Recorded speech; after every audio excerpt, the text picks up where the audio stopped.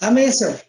É, eu estava ontem conversando com o Rivanda, né? Acho que falei com o Pedro também, sobre. Eu sempre, hoje, quando eu leio a Bíblia, eu hoje faço uma divisão, né?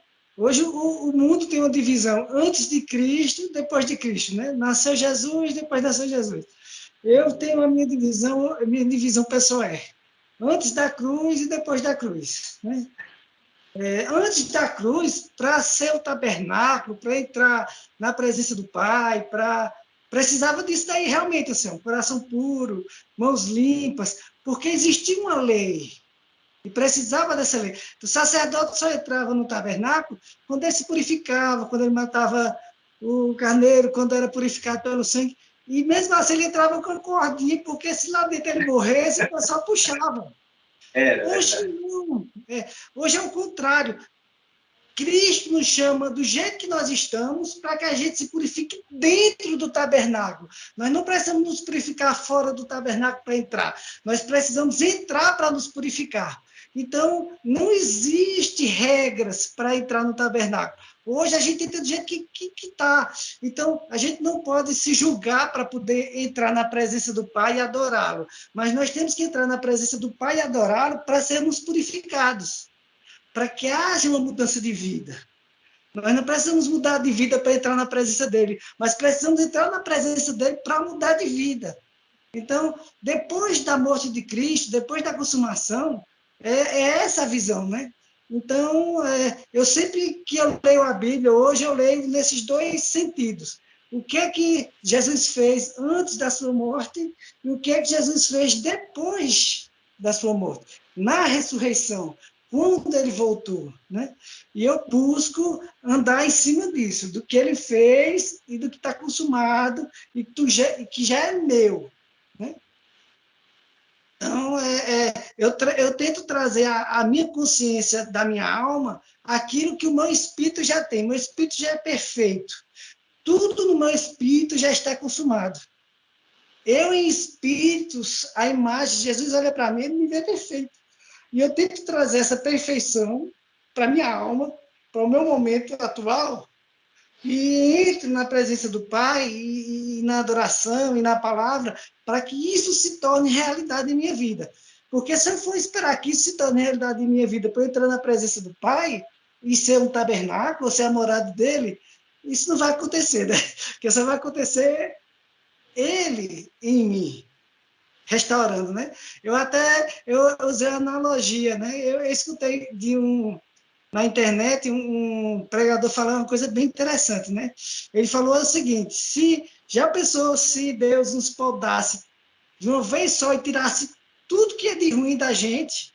Aí ele disse que na visão dele a gente morreria, porque a gente não teria capacidade na nossa carne, na nossa alma, de resistir ou de conseguir consumar tudo que o nosso espírito já é. E eu concordei com ele, eu digo, puxa vida, ele tem razão.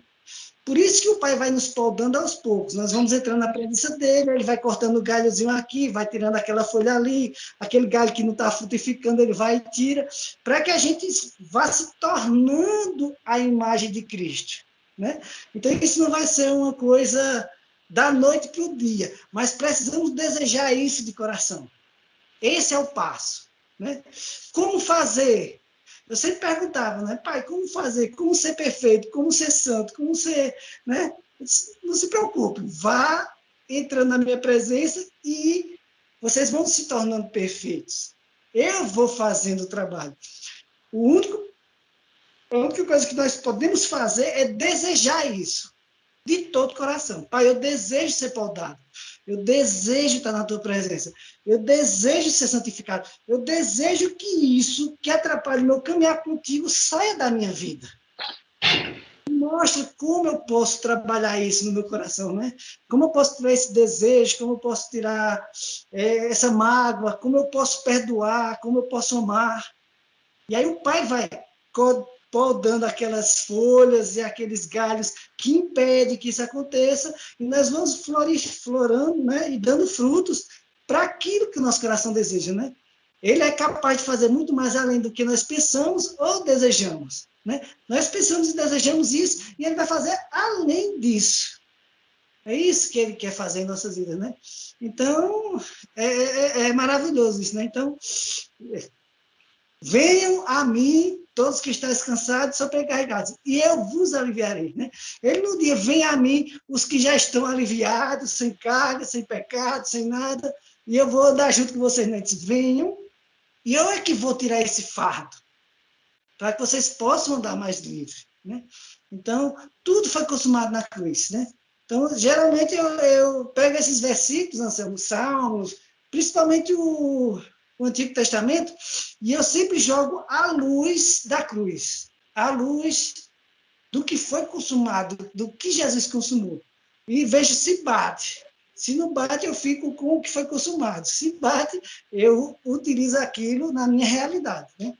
Então, é isso que eu vejo. Eu vejo que, do jeito que nós estamos, às vezes imperfeitos, às vezes nós nos achamos até tão sujos de estar na presença do Pai, né? Puxa, eu vou participar da reunião com os irmãos, e hoje eu pensei nisso, pensei naquilo, eu agi de uma forma errada, meu coração não está bom, eu desejei mal ao meu irmão. Não, vamos entrar nessa presença dele, porque essa presença dele, e na presença dele, e ele em nós, vai transformar isso nas nossas vidas, né? Vai trazer o que está perfeito do nosso espírito para a nossa alma, para que a nossa alma se submeta ao nosso espírito. Isso é que o Pai quer, que eu vejo, né? Então, é nisso que eu procuro andar, e é nisso que eu estou colocando meus olhos e a minha visão, né? E vendo o corpo multimembrado andando nisso e em perfeição nisso, né? Então, só para complementar isso que você falou, porque você falou, só pode entrar na presença do Pai que está em coração puro, mãos puras. Não, ele quer que todos entrem na presença dele para estarem nessa posição, porque Cristo já pagou isso. Quando Davi fez esse salmo e falou desse salmo, ele não tinha Cristo ainda. Então, ele tinha que fazer isso humanamente para poder entrar na presença. Hoje, Cristo já pagou tudo. Tudo foi pago e consumado na cruz. Para que eu possa entrar na presença dele sem preocupação, sem peso, né? Claro, tudo vai ser transformado quando eu entrar nessa presença dele. Né? E desejar isso de coração. Eu desejo, Pai, estar na tua presença, e que tu possas transformar em mim, que eu seja um vaso em tuas mãos, como na mão do oleiro, né? E tu possas trabalhar. Ele só vai trabalhar quando nós desejarmos. Ele não vai invadir a nossa vida e nos forçar a amá-lo. Mas quando nós abrirmos a porta e ele entrar, aí ele vai trabalhar, né? Cortando todos esses galhos, né? E estamos caminhando para isso. Amém. Não sei se eu fui entendido aí, se alguém não concordar, pode replicar aí e falar alguma coisa. Pelo menos por isso foi entendido, sim. Eu acho que você foi que não me entendeu. Eu não, em momento algum, eu falei que tinha que ser assim como Davi expressou. O que eu me alegrei e citei Davi foi ele ter essa visão sem Cristo ainda. Ele, sem Cristo, entender isso. Aí, para mim, isso veio para o meu coração e casou com o que você falou. É espiritual. Não é a pegada daquele versículo que diz que tudo que pedimos dará muito mais além do que pedimos e tal. Então, são coisas maiores e não são coisas Verdade. terrenas, não são coisas passageiras. Quer dizer, o que Davi falou, coração limpo, mãos limpas, o cara que vivia na guerra, ficava difícil para ele, né? Então, quando a gente parafraseia isso hoje no campo espiritual, caramba, no campo espiritual, Cristo em mim, ele domina as minhas ações. Amém, Céu. Perfeito. Amém. Desculpe, eu não entendi.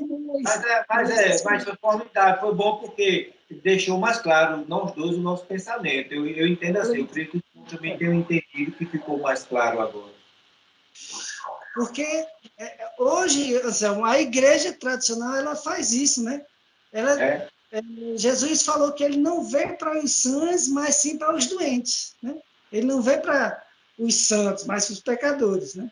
E hoje a igreja ela só permite que você participe da ceia se você estiver purificado. Só permite que você participe de alguma coisa na função da igreja se você for santo. Quer dizer, não, A igreja é um hospital que vai tratar a minha alma para que o meu espírito sobressaia sobre a minha alma. Né? Ela tem que mostrar isso e ensinar isso às pessoas, né? E não julgar e trazer julgamento e peso às pessoas, porque isso não traz transformação, né? Exato. Transformação traz amor, compreensão, que é isso que Jesus pregou e fez, né? A menção. Desculpa aí se eu entendi mal. Está perfeito, Paulo. Está perfeito.